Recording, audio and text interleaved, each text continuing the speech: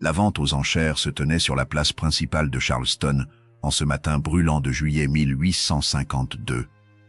Madame Santéline Lafontaine observait la foule des acheteurs avec un détachement glacial. À 42 ans, cette veuve richissime possédait 3 plantations de coton et une réputation sans tache dans la haute société sudiste. Personne ne connaissait ses véritables activités. Le commissaire-priseur présentait les esclaves un par un, des hommes robustes, des femmes jeunes, des enfants apeurés.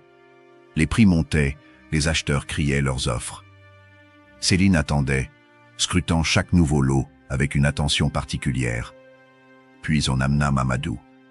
Il avançait à tâtons, guidé par les chaînes qu'un gardien tirait sans ménagement. Grand, musculeux malgré la maigreur, il gardait la tête haute. Ses yeux morts fixaient le vide. Le commissaire expliqua qu'il avait perdu la vue 3 ans plus tôt dans un accident au champ. Son ancien propriétaire, ruiné par de mauvaises récoltes, liquidait ses biens, bons pour les travaux de force, même aveugle, criait le commissaire, solide comme un bœuf. Les acheteurs ricanaient. Qui voudrait d'un esclave incapable de voir? Le prix de départ fut ridiculement bas. Céline leva sa canne. Personne ne surenchérit. Mamadou lui appartenait désormais. Dans le carrosse qui les ramenait à la propriété, Céline étudiait son acquisition. Mamadou ne parlait pas, assis raide sur le banc opposé. Elle nota la cicatrice qui barrait son front, les marques de fouet sur ses avant-bras, la tension dans ses épaules. « Tu comprends le français ?» demanda TL, un hochement de tête presque imperceptible. « Bien. Tu vas vivre dans une cabane isolée, derrière la grande maison. Tu ne travailleras pas au champ. Tu obéiras à mes ordres sans poser de questions. Si tu te montres docile, tu seras nourri correctement. Si tu résistes, tu mourras. C'est simple. Zut. » Mamadou ne répondit pas. Son visage demeurait impassible. La propriété Lafontaine s'étendait sur près de 2000 acres. La demeure principale, un manoir blanc à colonnes, dominait des rangées interminables de cotonniers. 120 esclaves y travaillaient sous la surveillance de contremaîtres brutaux, mais la vraie fortune de Céline ne venait pas du coton. Elle installa Mamadou dans une cabane en bois, située à l'écart, cachée par un bosquet de magnolias. Personne ne s'en approchait jamais. Les autres esclaves avaient reçu l'ordre formel d'éviter ce secteur, sous peine de châtiment sévère. Le premier soir, Céline vint le chercher. La nuit était tombée, épaisse et moite. Elle le guida à travers le jardin jusqu'à une petite construction en pierre que tout le monde prenait pour une ancienne remise à outils. En réalité, un escalier descendait vers des souterrains aménagés avec soin. « Marche devant moi. 23 marches, puis tu tourneras à gauche. » Mamadou obéit. Ses mains tâtaient le mur humide. L'air se rafraîchissait à mesure qu'il s'enfonçait. Des odeurs étranges montaient des profondeurs, produits chimiques, encre, papier. La salle souterraine mesurait environ 15 mètres de long. Des lampes à huile diffusaient une lumière jaune. Mamadou ne pouvait rien voir, mais Céline décrivit ce qui l'entourait. « Tu te trouves dans mon atelier. Ici, je fabrique des faux documents, actes de propriété, testaments, lettres de crédit, billets de banque. Mon travail exige une précision absolue. J'ai besoin d'aide pour certaines tâches. » Elle le conduisit vers une longue table couverte d'outils. Des presses, des matrices, des flacons de produits divers. Un coffre-fort massif occupait le fond de la pièce. « Tu vas apprendre à broyer les pigments selon mes instructions, à préparer les encres, à actionner la presse. Ton handicap devient mon avantage. Tu ne pourras jamais identifier mes clients, reconnaître les documents que nous produisons, témoigner contre moi. Tu es l'assistant parfait. » Céline n'était pas née dans le crime. Fille d'un imprimeur de la Nouvelle-Orléans, elle avait grandi entourée de presse et de caractères d'imprimerie. Son père, Henri Gauthier, était un artisan honnête qui imprimait des journaux et des faire-part. Mais il possédait un talent exceptionnel pour reproduire n'importe quelle écriture, n'importe quel document. Quand Santéline eut 15 ans, son père commit l'erreur de falsifier la signature d'un notable pour aider un ami endetté. Il fut découvert, jugé, pendu en place publique. La jeune fille se retrouva seule, sans ressources, marquée par le déshonneur familial. Elle épousa Auguste Lafontaine, Un planteur veuf de 20 ans, son aîné, qui cherchait une épouse pour gérer sa maison. Le mariage lui offrit la respectabilité et la richesse. Mais Auguste se révéla violent, cruel avec ses esclaves comme avec sa femme. Il mourut 3 ans plus tard d'une fièvre soudaine. Les médecins ne surent jamais que Céline avait glissé de l'arsenic dans son cognac pendant 6 mois. Veuve à 23 ans, héritière d'une fortune considérable, elle découvrit rapidement que l'argent s'évaporait plus vite qu'il ne rentrait. Les plantations rapportaient, mais pas assez pour maintenir le train de vie auquel elle aspirait. Elle se souvint alors des leçons de son père. Elle acheta du matériel d'imprimerie sous un faux nom. Fit construire les souterrains en prétextant des travaux d'aménagement. Embaucha des ouvriers qu'elle paya grassement pour leur silence avant de les faire disparaître une fois le chantier terminé.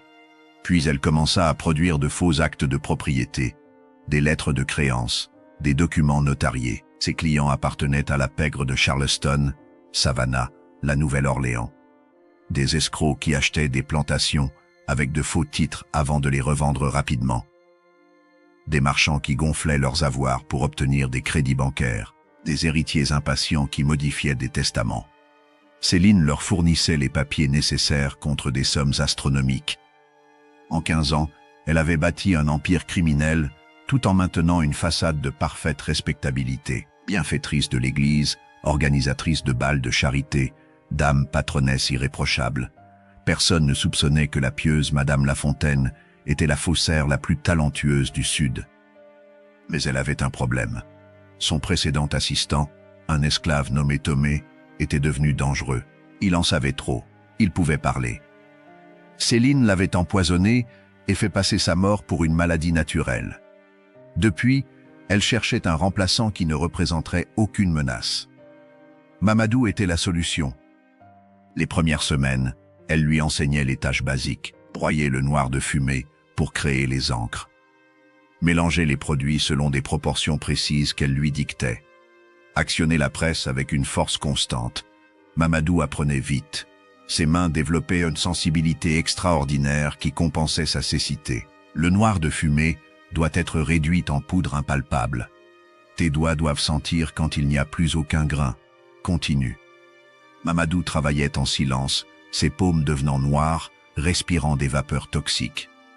Céline ne lui accordait aucun repos. Parfois, elle le laissait seul dans l'atelier pendant des heures, testant son obéissance. Il ne tentait jamais de s'enfuir, ne cherchait jamais à explorer les lieux. Un soir, alors qu'il préparait une encre bleue particulièrement complexe, Céline reçut la visite d'un client important. Silas Pemberton, un avocat de Savannah, descendit dans l'atelier avec une mallette de cuir. « Madame Lafontaine, j'ai besoin de documents urgents. Mon client doit prouver qu'il possède légalement 350 acres près d'Augusta. L'ancien propriétaire est mort sans laisser de traces écrites. » Quoi? Quel délai? 1 semaine. Le tribunal examine l'affaire le 15 août. Céline étudia les papiers que Pemberton lui tendait.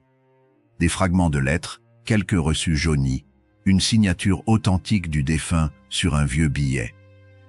2000 $. C'est exorbitant.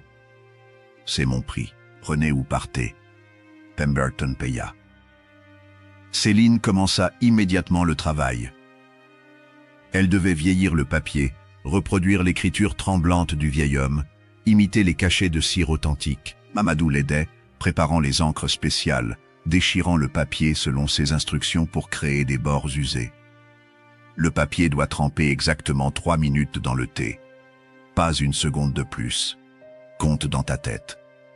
Mamadou plongeait les feuilles dans le liquide brunâtre, comptant mentalement. À la 3e minute précise, il les retirait. La précision était parfaite. « Tu as l'horloge dans le sang », remarqua Céline avec une satisfaction rare. Le travail se poursuivait nuit après nuit. Céline dormait peu. Obsédée par la perfection de chaque détail, elle vérifiait les documents sous plusieurs éclairages, les comparait aux originaux avec une loupe. Le moindre défaut pouvait signifier la potence. Amadou écoutait tout. Les conversations avec les clients, les discussions sur les combines en cours, les noms des complices. Il enregistrait chaque information dans sa mémoire, construisant une carte mentale du réseau criminel de Céline. Mais il gardait le silence. Septembre arriva. La chaleur étouffante de l'été laissait place à des nuits plus fraîches. Céline recevait de plus en plus de commandes. L'élection présidentielle approchait et les tensions politiques créaient des opportunités lucratives. Des partisans des deux camps voulaient de faux documents compromettants sur leurs adversaires. Un soir, elle confia à Mamadou une tâche inhabituelle. Un client payait une fortune pour obtenir des fausses lettres d'amour censément, écrites par un sénateur influent à sa maîtresse mulâtre. Ces lettres, si elles devenaient publiques, détruiraient sa carrière. Tu vas m'aider à les rédiger. Je dicte, tu mémorises chaque mot. Ensuite, tu me répètes tout pour vérifier que tu as bien retenu. Céline commença à inventer les lettres.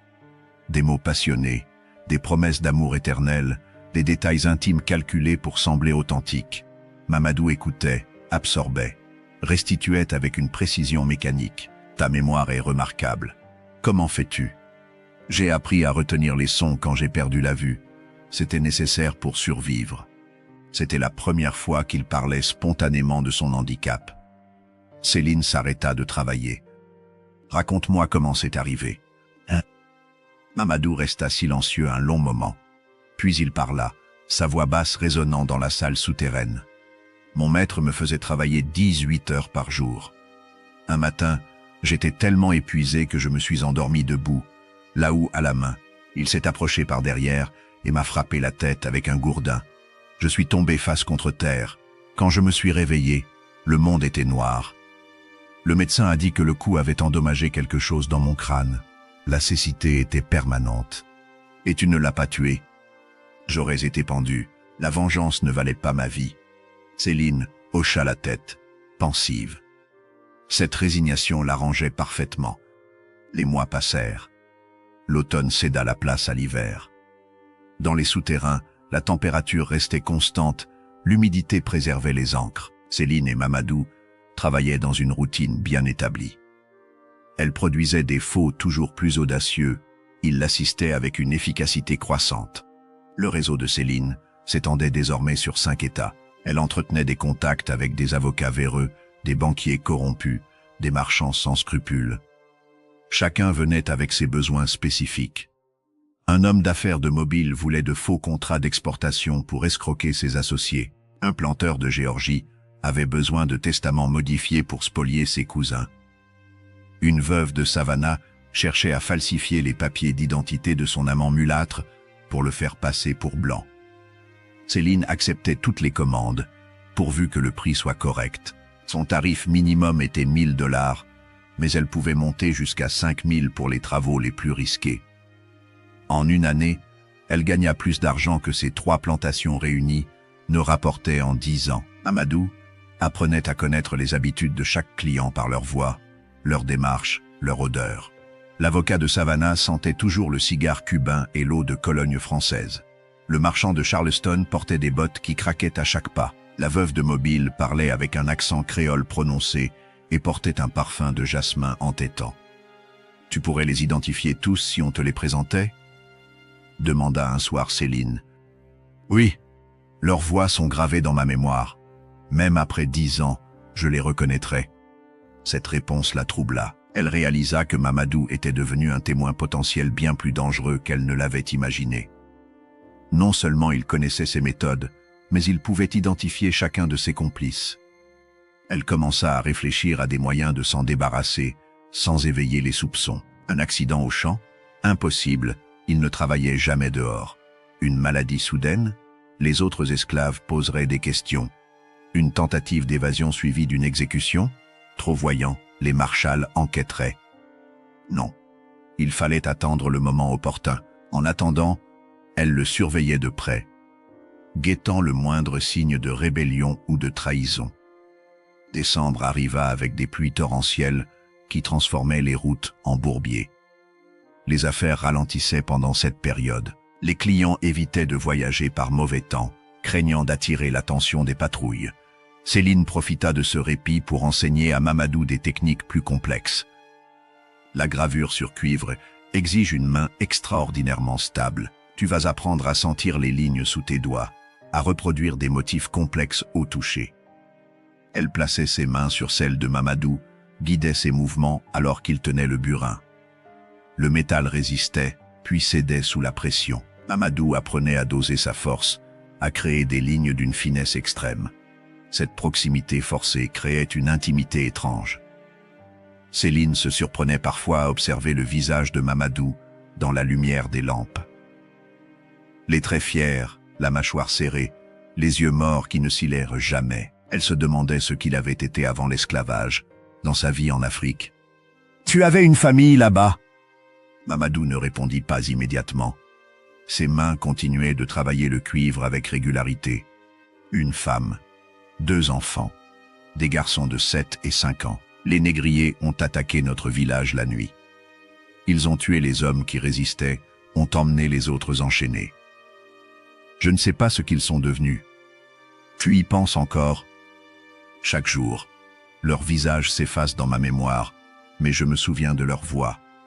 Mon fils aîné riait tout le temps. Le cadet était sérieux, posait des questions sur tout. Ma femme chantait en pilant le mil. Céline ne dit rien. Elle n'avait pas d'enfant, n'avait jamais voulu en avoir. Les attachements rendaient vulnérables. Mieux valait rester seul, sans lien qui puisse être utilisé contre vous. La cécité a un avantage, continua Mamadou.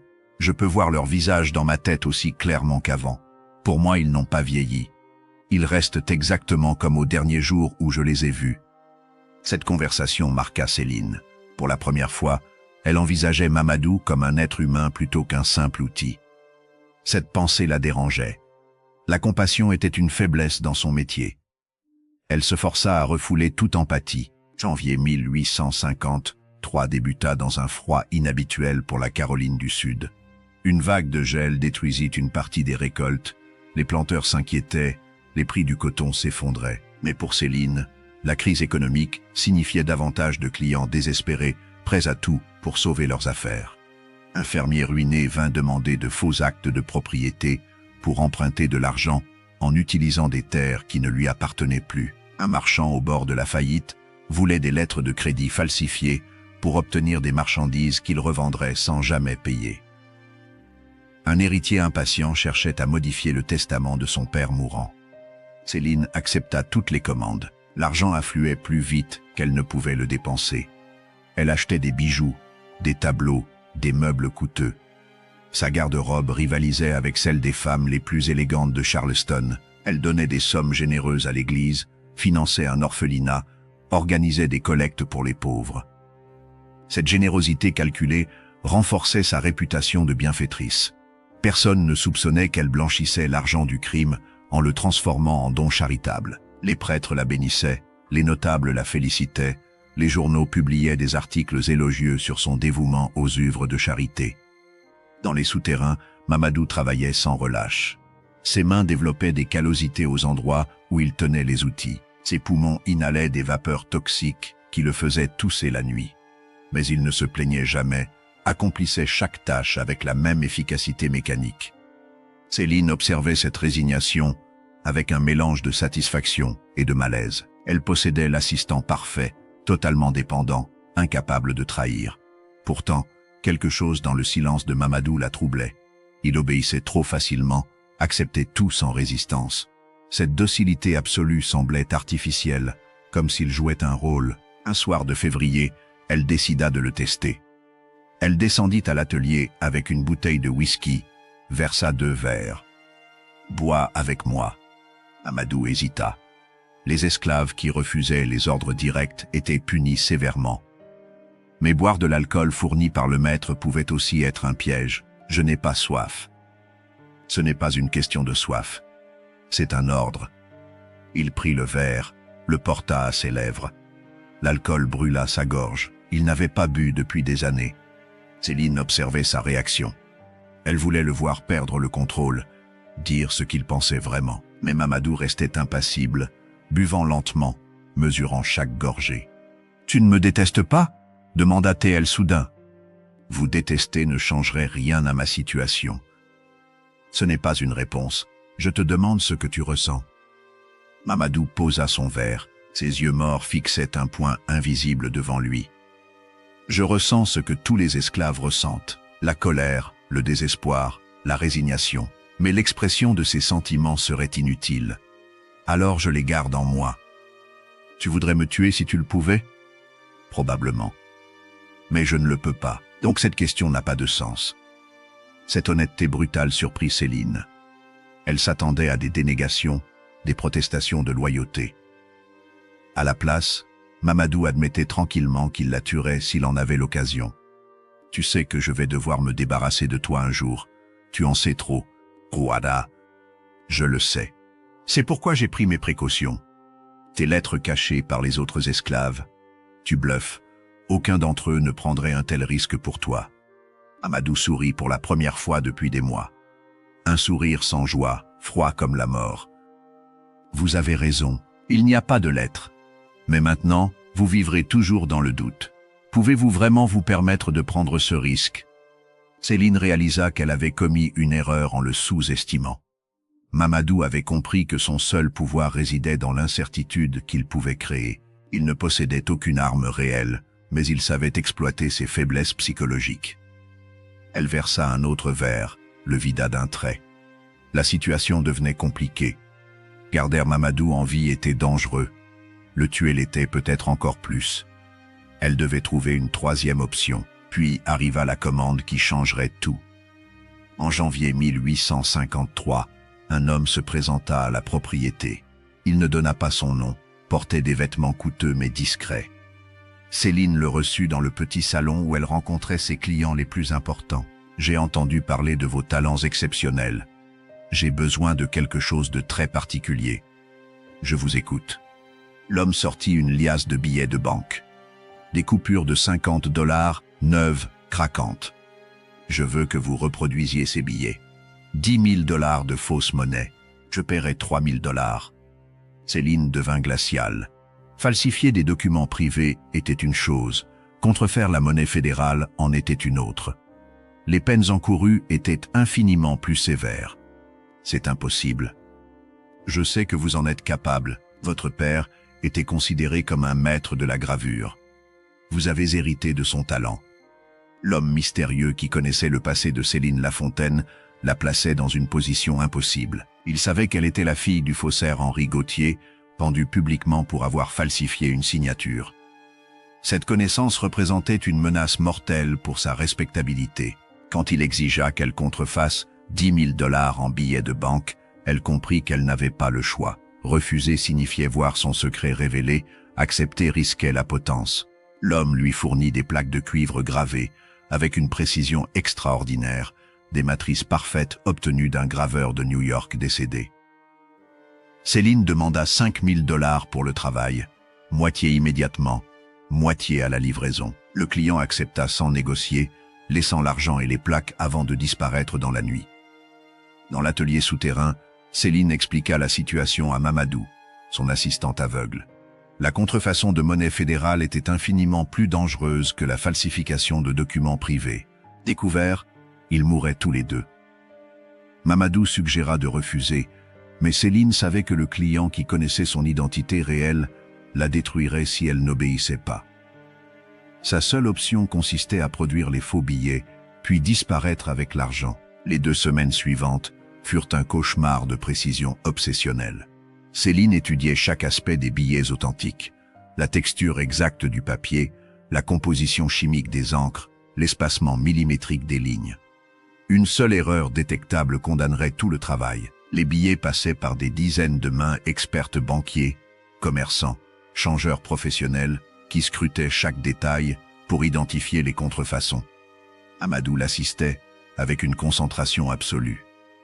Sa cécité devenait paradoxalement un avantage. Ses doigts percevaient des nuances tactiles invisibles pour les yeux.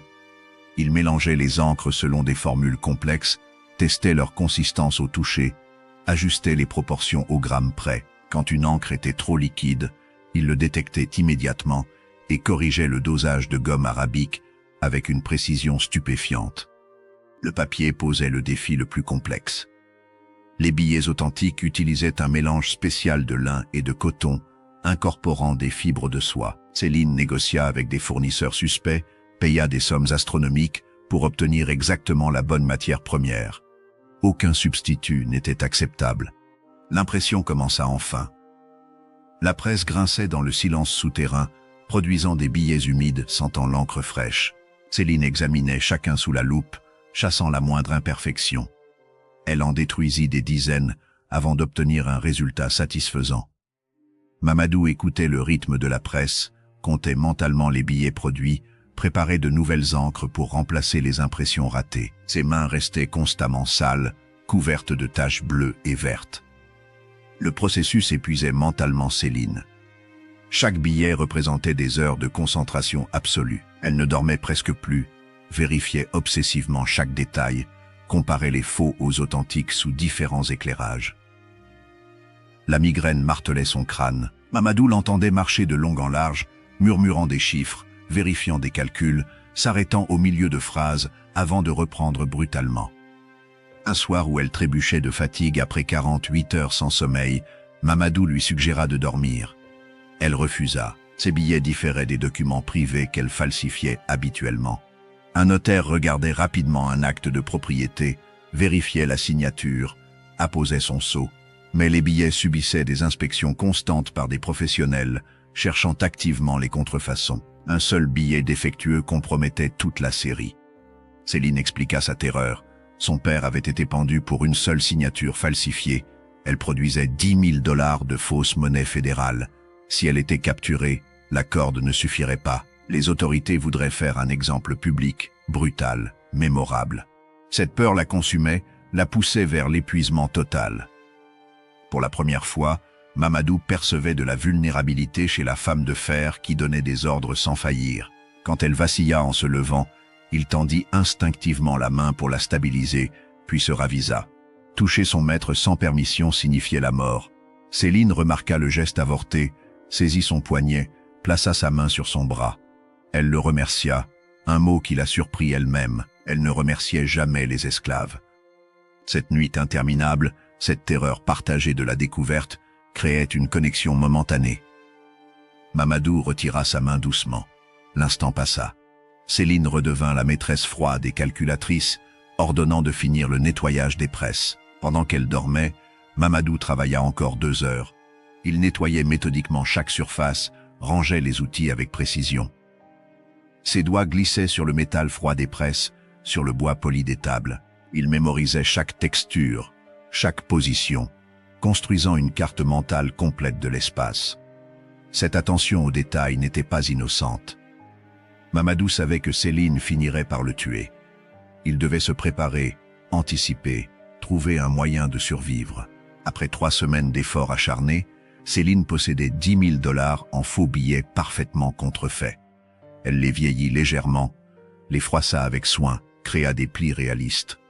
Le travail était impeccable. L'homme anonyme revint récupérer sa commande. Il examina longuement les billets, les comparant à des authentiques qu'il avait apportés. Il félicita Céline pour son travail remarquable, paya le solde et repartit. Depuis la fenêtre de son bureau, Céline le regarda s'éloigner. Quelque chose n'allait pas. Cette commande était trop facile, trop bien préparée. Elle sentait un piège se refermer autour d'elle. Son instinct lui hurlait le danger. 2 jours plus tard, ses craintes se confirmèrent de la pire façon. À l'aube, des marshals fédéraux envahirent la propriété avec un mandat de perquisition. Ils cherchaient des preuves de contrefaçon. L'homme anonyme était un agent infiltré. Le piège s'était refermé exactement comme elle l'avait pressenti. Céline les reçut avec un calme olympien, portant une robe de soie noire, ses cheveux relevés en chignon strict. Elle incarnait la veuve respectable face à une accusation grotesque.